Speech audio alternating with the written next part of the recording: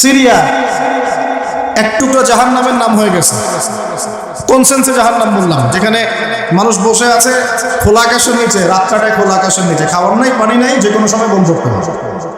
Palestine বাদ দিয়েছে, Yemen, Syria, Palestine, Lebanon, Iraq. Iraq এসেছিল না, বলেছিল যে পারমাণবিক অস্ত্র আছে, পাওয়া গেছিল। ওখানে লাখ লাখ মানুষকে মেরে শেষ করলো। আবু গারিব একটা কারাগারের নাম আছে ওখানে। ওখানে যেভাবে নির্যাতন করা হয় সেটা হচ্ছে এই দুনিয়ার জাহিম। এই দুনিয়াতেও কাফের, মুশরিক, মুনাফিকরা বিভিন্ন জাহান্নাম বানিয়ে রাখছে। এগুলো চোখে দেখা যায় না।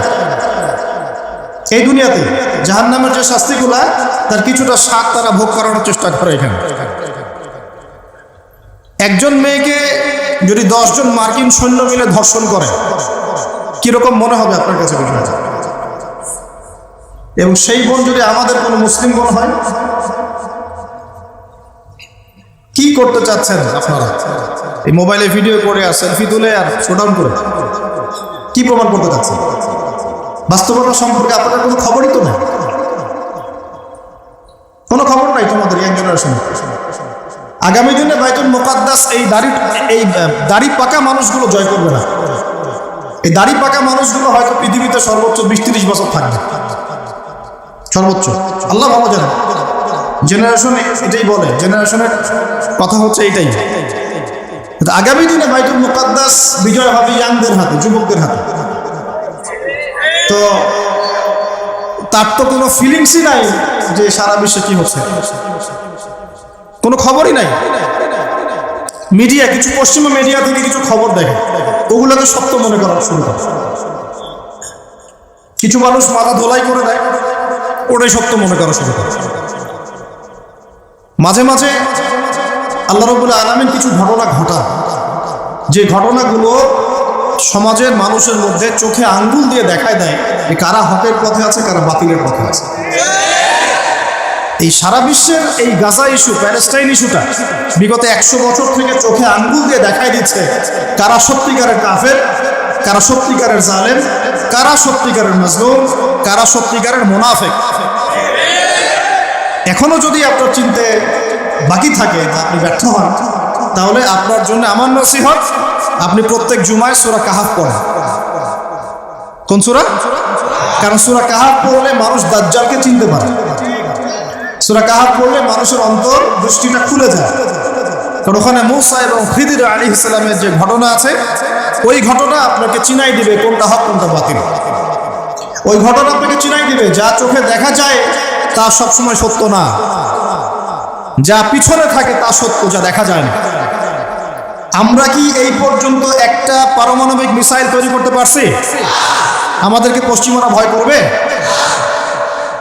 আমার মধ্যে যত ইমান থাকুক, আপনাদের মধ্যে যত মাদ্রাসা থাক, যত ওলামায়ে কেরাম থাক, যত বড় বড় বিশ্ববিদ্যালয় করেন, দারুল ইলম করেন, ইফতা দেন, যত কিছুই করেন, যদি সামরিক কোনো বিষয় চলে আসে, ওরা কি আমাদেরকে ভয় করবে আদৌ? বরং দেখা যাবে আমরা ওদেরকে ভয় করতেছি। কেন? ওদের কাছে এত বড় বড় মিসাইল আছে, এত বড় বড় পারমাণবিক অস্ত্র আছে, কিছু বলা যাবে না, বললে যদি মেরে দেয়, একটা মেরে দিলে বাংলাদেশ পানির তলে চলে যাবে। এই ভয়ে আমরা কিছু করতে পারবো। কারণ আমাকে বলেন, ইসলাম কি আমাদেরকে প্রযুক্তিগত উন্নয়নে বাধা দিয়েছিল? তাহলে আমরা আজ পর্যন্ত বিগত 50 বছরে একটা মিসাইলও তৈরি করতে পারলাম না কেন? এই মিসাইলগুলো কি মাদ্রাসার ছেলেপেলে তৈরি করবে, না জেনারেল লাইনের ছেলেপেলে তৈরি করবে? তাহলে জেনারেল লাইনের ছেলেপেলেদের শিক্ষার কি অবস্থা? তারা কেন তৈরি করতে পারবে? তাদের পিছনে তো কোটি কোটি টাকার ফান্ডিং হয়, বাজেট হয়। মাদ্রাসার পিছনে কয় টাকার ফান্ডিং হয়? মাদ্রাসা ওলামায়ে কেরাম দারুল ইলম প্রডিউস করে। দারুল ইলমগুলো আপনাকে আলেম প্রডিউস করবে। তারা তো আপনাকে যোদ্ধা তৈরি করে দিবে না, তারা আপনাকে মিসাইল তৈরি করে দিবে, তারা আপনাকে জিডিপি বাড়ায় দিবে না, তারা আপনাকে ক্ষেপণাস্ত্র তৈরি করে দিবে না, আকাশ প্রতিরক্ষা ব্যবস্থা তৈরি করে দিবে না। এগুলো কে তৈরি করবে? সেই জেনারেল শিক্ষিত প্রজন্মের দিকে আপনি তাকান। আমিও তো সেই ব্যাকগ্রাউন্ডের মানুষ, আমরা তো সেই ব্যাকগ্রাউন্ডেরই মানুষ। আপনি আমাকে দেখেন, বিগত 30 বছরে বেশি দিন বলবো, বিগত 30 বছরে এই জেনারেশন যেটা তৈরি হয়েছে, তারা সায়েন্টিফিক ক্ষেত্রে কি উন্নতিটা করেছে? ওরা কি আবিষ্কার করেছে? কি আবিষ্কার করেছে? তারা অস্ত্রশস্ত্র থেকে কি উন্নতি করতে পেরেছে? তারা অর্থনীতিতে কি ভূমিকা রাখছে? তারা দেশের রাজনীতিতে কি ভূমিকা রাখছে? আমি বিগত 30 বছরের এই প্রজন্মটার কথা বলছি, আমি 71 সালের জেনারেশনের কথা বলছি না। তাদের কাছে কিছুই ছিল না ওই সময়, বাপ দাদাদের কাছে। তারা ওই সময় আমরা যা খাই তাও খেতে পারতো না, তারপরেও গেরিলা প্রশিক্ষণ নিয়ে পাকিস্তানিদের সাথে লড়েছিল, 9 মাসে স্বাধীনতা ছিনিয়ে আসে। এই জেনারেশনটা করতে পারবে? এই জেনারেশনটাকে যেভাবে শিক্ষা দিচ্ছে, তাদের পড়াশোনা, তাদের সিলেবাস, এগুলো পড়ে তারা কি দিচ্ছে জাতিকে? একটু ঠান্ডা মাথায় ভাবেন তো, একটু ভাবেন ঠান্ডা মাথায়। তারা আমাদেরকে নৈতিকতা দিতে পারলো কি? আমাদেরকে একটা আখলাক দিতে পারলো, চরিত্র দিতে পারলো? যে ওরা পাগলের কাজ করতেছে। কি করতেছে? পাগলের কাজ। ওরা নাকি কুকুরের মতো পাগল হয়ে গেছে। একজন বলতেছে যে সুবহানাল্লাহ, একজন বলছে কে বলেছে আপনাকে যে ইহুদিদের সাথে মুসলমানের যুদ্ধ হচ্ছে? মানে ওখানে ওরা বিশ্বাসই করতে চায় না, মানতেই চায় না যে হামাস মুসলিম। কে বলেছে আপনাকে ইহুদিদের সাথে মুসলমানের যুদ্ধ হচ্ছে? এইভাবে অনলাইনে বক্তব্য হচ্ছে। তো এখন আপনি তো তাকে অনেক বড় শায়েখ মনে করছেন, তার মাযহাব ফলো করছেন। এখন কে বলেছে যে আপনিও তাকলিদ করেন না? শায়েখ যা বলছে অন্তর্ভাবে মেনে নিচ্ছেন তো। আর এক শায়েখ বলে দিল যে এই মানুষ বাংলাদেশের মাটিতে খারেজি হয়ে গেছে, বলে দিল। এখন আপনিও লাফাচ্ছেন, আপনি তো জানেনও না যে খারেজি কাকে বলে, কোন উসুল থাকলে হয়, কেন হয়, কি কারণে হয়। আমার শায়েখ বলেছে, ব্যাস, ফুল স্টপ। তাহলে আদতে আমরা কিন্তু আমাদের চিরায়ত যে জামা, এখান থেকে বের হয়ে নতুন নতুন জামা ফর্ম করছি। আল্লাহ পাক আমাদেরকে কথাগুলো বোঝার তৌফিক দান করুন। আমি মূল জায়গা থেকে এখন আস্তে আস্তে শেষ করতে চাচ্ছি, আপনারা একটু ধৈর্য ধরে বসেন। এই কথাগুলো বলতে চাই না, কেন বললাম? বলার কারণ হচ্ছে মাজলুমদের পক্ষে যদি আমরা অবস্থান নিতে ব্যর্থ হই, কালকে কিয়ামতের মাঠে আল্লাহ পাক আমাদেরকে ছাড়বেন। মাজলুমদের, আবার বলি শুনুন, মাজলুমদের পক্ষে যদি আমরা অবস্থান নিতে ব্যর্থ হই, কথা বলতে ব্যর্থ হই, লিখতে ব্যর্থ হই, আকীদা রাখতে ব্যর্থ হই, আল্লাহ পাকের কাছে পার পাওয়া যাবে না। দুনিয়াতে পার পেতে পারবেন, দুনিয়াতে পার পেতে পারবেন। আর যেভাবে আমরা জাতিগত বিভক্তি সৃষ্টি করছি এবং ভিতরে যে এক শ্রেণীর মুনাফিক ঢুকে নিজেদেরকে আলেম পরিচয় দিয়ে মাজলুমের বিপক্ষে অবস্থান নিয়ে জালেমকে প্রমোট করছে, এদেরকে চিনে রাখেন বাংলাদেশের মানুষ, চিনে রাখেন। আজকে থেকে 5-10 বছর পর আরো ভালো করে চিনতে পারবেন ইনশাআল্লাহ। আমি হলফ করে বলতেছি, যদি আমাদের জাতির উপরে কোনো বিপর্যয় নেমে আসে, তবুও এদেরকে আপনি আপনার পাশে পাবেন না। বরং মুসলমানদের দুর্দশায় এরা মিষ্টি বিতরণ করে, খুশি হয়, খুশি হয়। মিষ্টি বিতরণ করা মানে খুশি হয়। কোনো মুহাক্কিক কাউকে যদি নির্যাতন করা হয়, বলে যে খুব ভালো হয়েছে, একজন খারেজিকে একদম ঢুকিয়ে পিটাচ্ছে, খুব ভালো হয়েছে। মুসলমান এই কথা বলে, মুসলমান ভাই কথা বলে, নিজের ভাইয়েরা বলে। আল্লাহ পাক এই ঘটনার মধ্য দিয়ে, এই প্যালেস্টাইন ইস্যুর মধ্য দিয়ে পুরো বিশ্বকে দেখিয়ে দিয়েছেন কারা জালেম, কারা মাজলুম, কারা মুহাক্কিক আর কারা মুনাফিক। এরপরে ভাই আপনার চিনতে ব্যর্থ হলে আপনি সূরা কাহফ করবেন। এখন আসেন, এখন আমি মূল জায়গায় আসছি এবং এখান থেকে শেষ করতেছি। এগুলো নিয়ে মোনাজারা ইনশাআল্লাহ অন্যদিন হবে এবং আস্তে আস্তে হবেও। এগুলো নিয়ে আমাকে কথা বলতে বাধ্য হচ্ছি আমি। তবে আমরা একটা কাজ করব, আমরা জ্ঞানতাত্ত্বিক ডিবেট করব একটা করে ইস্যু নিয়ে, এবং সেটা পুরো জাতির সামনে। এবং এগুলো উসুল থাকবে, শর্ত থাকবে, কিছু যোগ্যতার কোয়ালিফিকেশন থাকবে। এই যোগ্যতাগুলো অর্জন না করতে পারলে কেউ বাহাসে আসতে পারবে না। এই যোগ্যতা অর্জন করার পরে সে আসতে পারবে। এবং ইলেকটেড মানুষ চেলাপেলা লাফালাফি করবে না, চেলাপেলা লাফালাফি করবে না, তাদের বড়দেরকে পাঠাতে হবে। বিশ্বাস করেন, বড়দেরকে পাঠালে আপনারা বুঝতে পারবেন আমাদের চিরায়ত সালাতকে, পুরো সালাতটাকে যারা জাল প্রমাণ করেছে, লিখেছে জাল, হাদিসের কবলে নবীর সালাত, আসলে আদতে সেটা হয়ে গেছে লেখকের কবলে নবীর সালাত। পয়েন্ট ধরে ধরে আলোচনা করা যাবে, তাহাকে ঠিক নাই।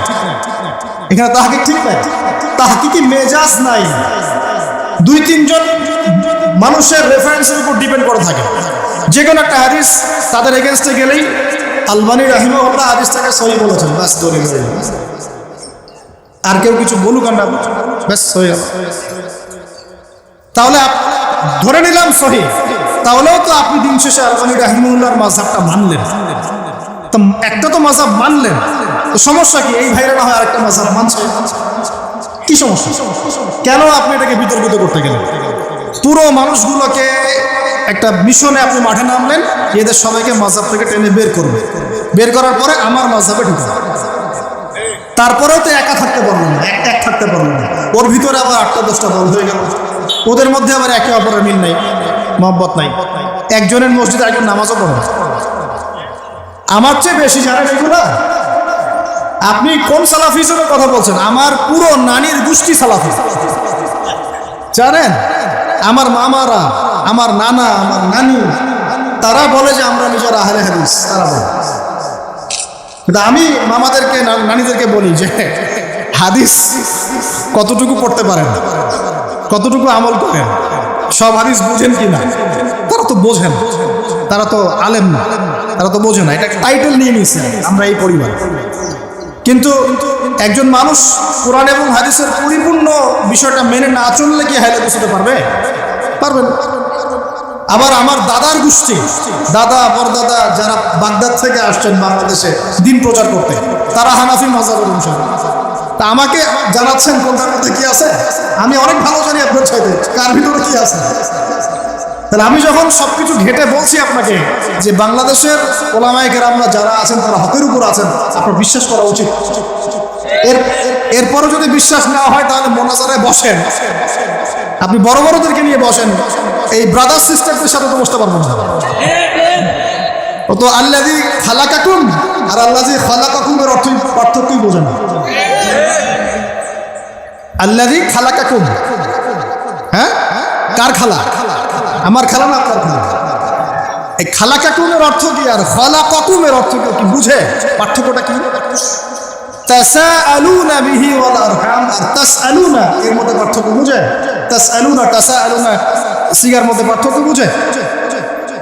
আলহামদু আর আলহামদুর মধ্যে কি পার্থক্য হয় বুঝতে পারে কি?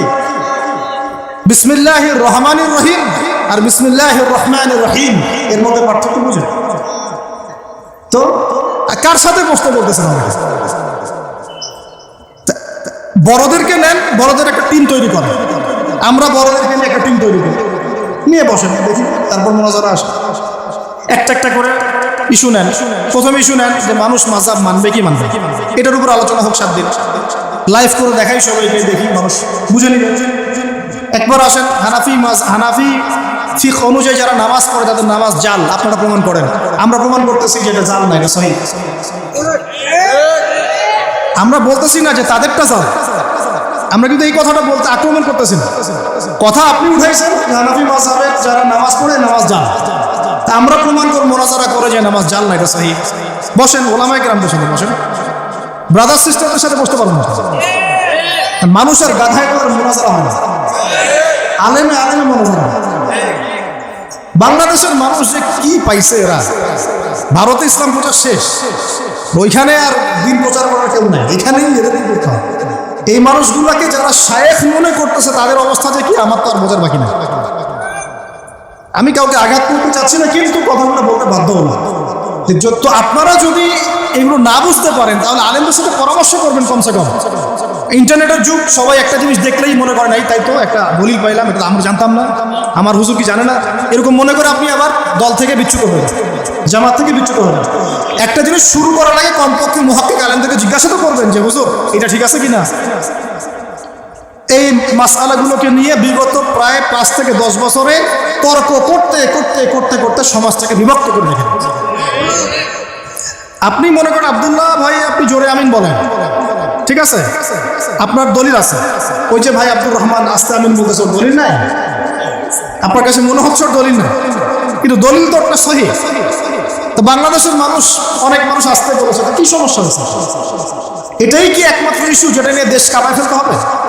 প্যালেস্টাইন নিয়ে আপনার কোনো বক্তব্য নাই, জেরুজালেম ইস্যু নিয়ে কোনো কথা নাই, ইউনাইটেড মুসলিম উম্মাহ নিয়ে কোনো কথা নাই, IMF ওয়ার্ল্ড ব্যাংক নিয়ে কোনো কথা নাই, হ্যাঁ, কুফারদের আগ্রাসন নিয়ে কোনো কথা নাই, মুসলিম জাতির নিধন নিয়ে কোনো কথা নাই, এখন পর্যন্ত প্যালেস্টাইন ইস্যু নিয়ে কোনো কথা নাই, স্ট্রেট ফরওয়ার্ড কোনো স্ট্রেট ফরওয়ার্ড বক্তব্য নাই, মুসলিম উম্মাহকে ঐক্যবদ্ধ করার কোনো ফিকির নাই, যুবকদেরকে দিনের পথে আনার কোনো ফিকির নাই, সুদভিত্তিক অর্থনীতিটা বয়কট করার কোনো ফিকির নাই, ইসরায়েলের পণ্য বয়কটের কোনো কথা আসে না, কথা ওই এক ঘুরে ফিরে একই, হাত বাঁধা রফুলে দেয় না রামে না, বাস এই আছে ইসলাম মানে এই নাকি। আর যেগুলো শিরক এগুলো তো আগে থেকেই শিরকি ছিল, নতুন করে আপনাকে প্রমাণ করতে হবে এগুলো শিরক। ওলামায়ে কেরাম কখনো বলেছিলেন কবরে সিজদা করতে? যেগুলো স্পষ্ট বেদাত এগুলো তো বেদাত ছিল আগে থেকে, নতুন করে আপনাকে প্রমাণ করতে হবে তো বেদাত। সুবহানাল্লাহ, এই জিনিসগুলো আমাদের বোঝা উচিত।